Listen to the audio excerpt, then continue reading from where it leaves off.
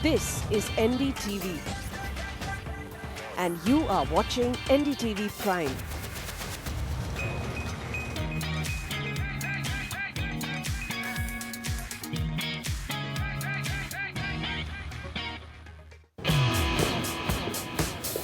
It is time for a brand new episode of CNB Bazzar Buzz here on the NDTV network. I'm Siddharth Vinayak Partnkar. Let's get started with today's show.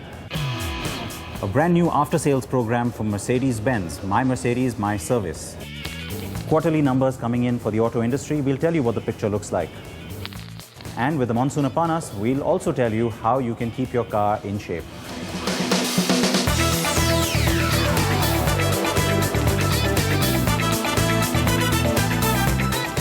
But before we get to all of that, a quick look at a brand new car that's just been launched. In fact, it's very fresh in the market.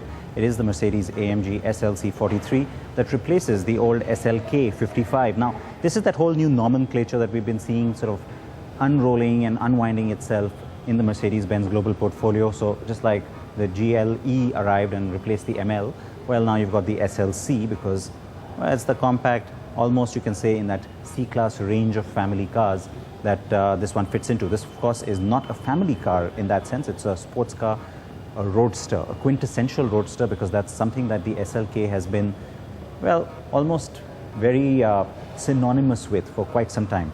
Which means, of course, that you also get a really nice interior, this being the AMG version. It is a 3-liter V6 that sits under this nice expansive hood, and it gives you 370 horses, 520 Nm of torque, though all of those figures are just a shade down from what the 55 used to offer. Promises good driving and great dynamics, and of course has the hard top roof that gets folded down at the touch of a button. Now, that is not the only thing that's new from Mercedes-Benz. There's also a brand new after-sales initiative called My Mercedes and My Service. It is something that Mercedes says will give a lot of people peace of mind. So how does it work and what are all the details? Samir Contractor has been finding out.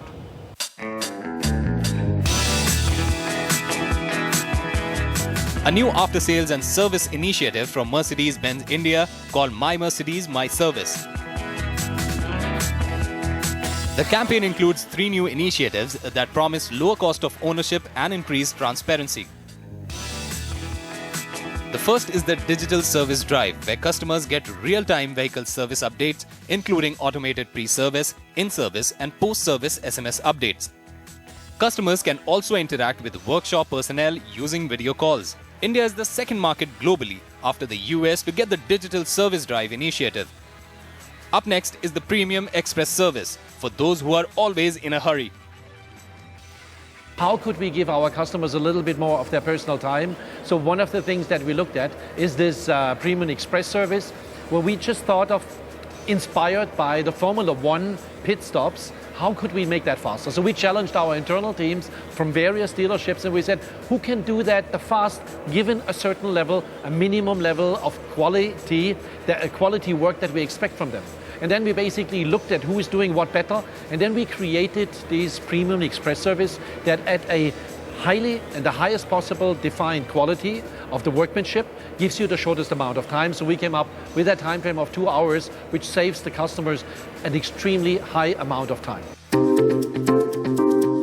The Express Premium service costs just 2,000 rupees more than the regular service, by the way, but it's still a great option for customers with a time crunch. This option does not apply to cars that require a major amount of repair or service, as also the AMG models. The third new offer is the Star Ease Maintenance Packages program, which offers customers up to 45 flexible options to choose from within the 2 maintenance packages, Compact and Compact Plus. The Compact Maintenance Package offers cost security for your car's scheduled maintenance, but does not include the cost of parts with higher wear and tear. The Compact Plus Maintenance Package not only ensures cost security, but also includes replacement of cycle parts like brake pads, disc brake, wiper blades if required. Customers can pre-select either package for a period of 2 to 10 years. The packages also take into account inflation costs on servicing. Therefore, keeping the overall cost of ownership low, new car customers can also avail the special 10 years or 2 lakh kilometer package. This will be transferred on the sale of the car to the second owner, which makes it a value addition on the vehicle. And again, we have done that at a very aggressively priced level. And I think we believe that in the long term, customers understand why this is such a significant financial benefit for them, that in combination with good resale value and very low cost of maintenance for the vehicle, this is the best vehicle and the best brand that they can possibly choose. Mercedes has also initiated an online price calculator for owners to get a maintenance package quote.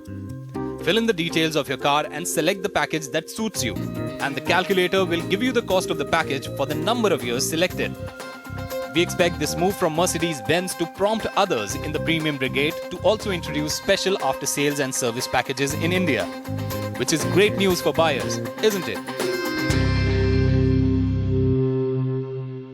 It's a nice place to be, the cabin of the SLC, and I like this little touch here. It's a very subtle branding of the SLC, just to remind you of the new name, I suppose. Now let's move on and talk about the quarterly numbers. The Society of Indian Automobile Manufacturers has released its data for the first quarter of this current fiscal, and it's a bit of a mixed bag. Some people expected things to be much worse. They are not. But having said that, there are a few worry areas still. Let's take a look at all the numbers and give you a comprehensive picture now.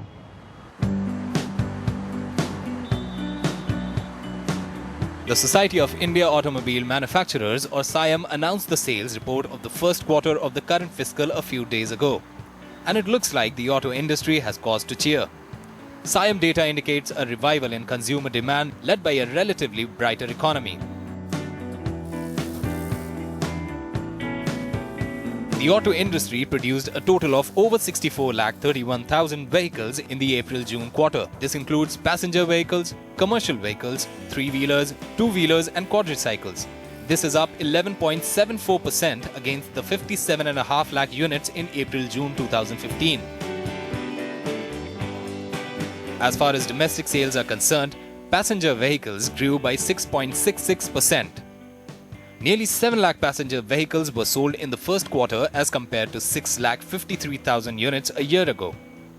Commercial vehicles registered a growth of nearly 13% in April-June 2016 as compared to the same period last year. Medium and heavy commercial vehicles registered a growth at 14.5% and light commercial vehicles grew by 12%.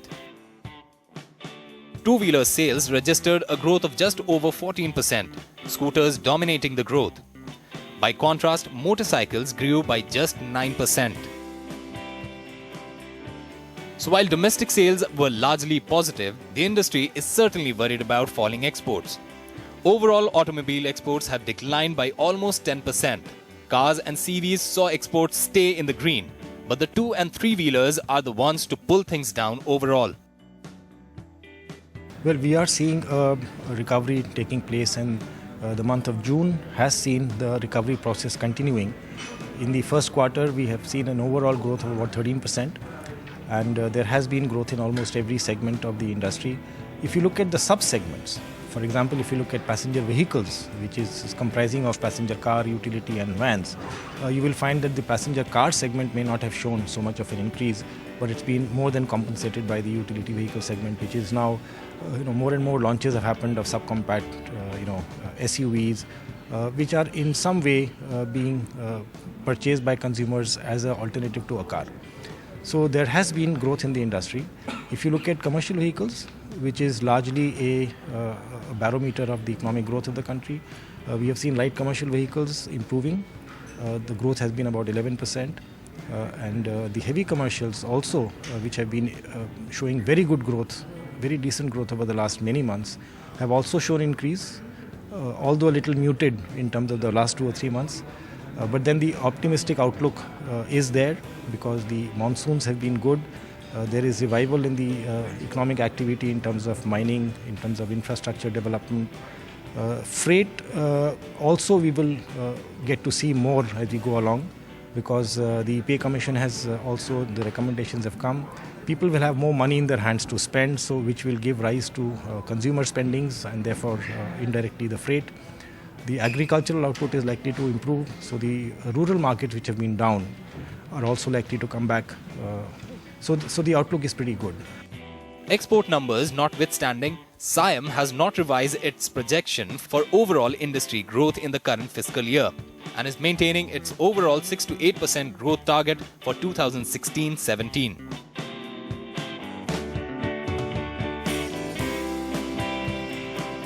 Time for a very short break here. I'm going to pull out some of your queries now and address them on the other side of that break. Keep watching Bazzar Buzz.